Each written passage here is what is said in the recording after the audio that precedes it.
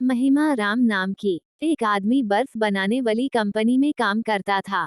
एक दिन कारखाना बंद होने से पहले अकेला फ्रिज करने वाले कमरे का चक्कर लगाने गया तो गलती से दरवाजा बंद हो गया और वो अंदर बर्फ वाले हिस्से में फंस गया। छुट्टी का वक्त था और सब काम करने वाले लोग घर जा रहे थे।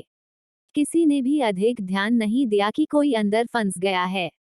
वो समझ गया कि 2-3 घंटे बाद उसका शरीर बर्फ बन जाएगा। अब जब मौत सामने नजर आने लगी तो भगवान को सच्चे मन से याद करने लगा, अपने कर्मों की क्षमा मांगने लगा और भगवान से कहा कि प्रहलाद को तुमने अग्नि से बचाया, अहिल्या को पत्थर से नारी बनाया, शबरी के जूठे बेर खाकर उसे स्वर्ग में स्थान दिया।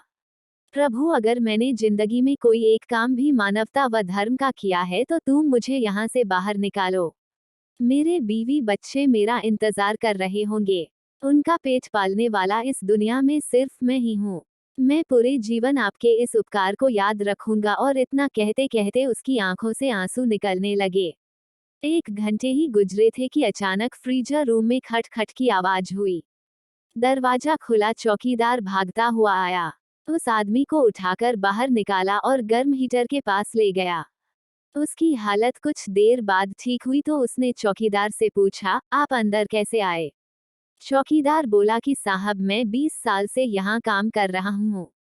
इस कारखाने में काम करते हुए हर रोज सैकड़ों मजदूर और ऑफिसर कारखाने में आते जाते हैं। मैं देखता हूँ, लेकिन आप उन कुछ लोगों में से हो जो जब भी कारखाने में आते हो तो मुझसे हंसकर राम राम करते हो और हालचाल पूछते हो, और निकलते हुए आपका राम राम काका कहना मेरी सारे दिन की थकावट दूर कर देता है। जबकि अक्सर लोग मेरे पास से यूं गुजर जाते हैं कि जैसे मैं हूं ही नहीं।